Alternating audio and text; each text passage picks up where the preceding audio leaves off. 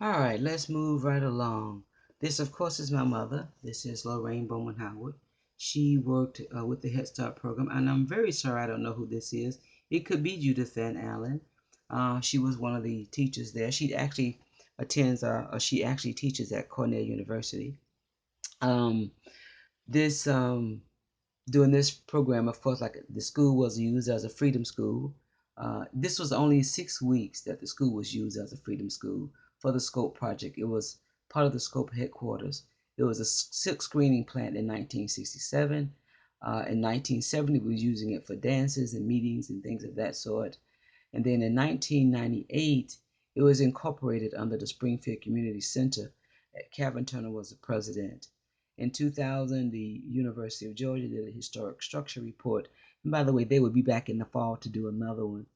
I'm looking forward to meeting Professor Reinberger. In 2016, it was selected as the phase one of the Historical Society. We're trying to make it nominated as a historical site. So it's almost finished. That part is almost finished.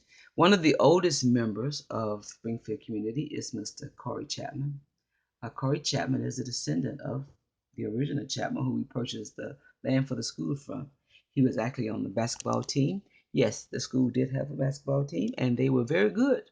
From what Mr. Chapman told me, they won the championship for this area. He was a star basketball player. He is 97 years young. Wonderful man if you ever meet him.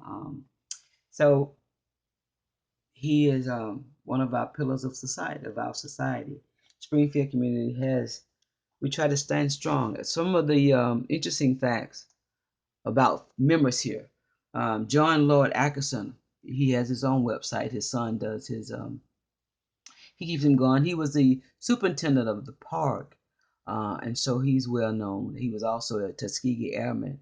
Russell Construction, Miles Hackney, who was one of the original trustees for the school, the Springfield School. Miles Hackney's daughter, Otelia, married Herman Russell, and they own a quite famous Russell Construction. Then, of course, the case we talked about, Turner versus Fouché.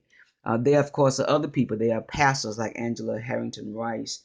There are business leaders and teachers who came from this area. But we want to try and remember everyone. Remember, black people come from something great. So many times we hear all the negative. We don't get our true history. So we have to create our own. We have to keep our own history alive. Anyone who can't understand the importance of what I'm doing really needs to stop and think.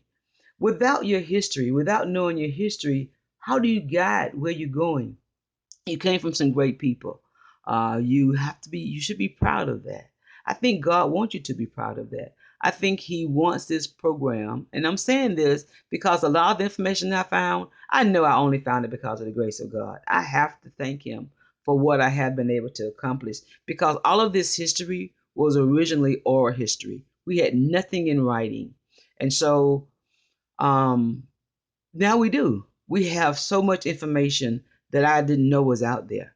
But I thank you, and I want you to preserve your history. Go out there and find what your area, find what it did, get to know the peoples of that area, get to know how those blacks in those bad situations. This was during the Depression. This school was built during the Depression. They didn't think about, oh, poor us, we're black, we come from slavery, we're nothing. They didn't look at the injustice that happened to them as slaves. They moved forward, and that's what we got to do. We have to move forward. Love you. Peace.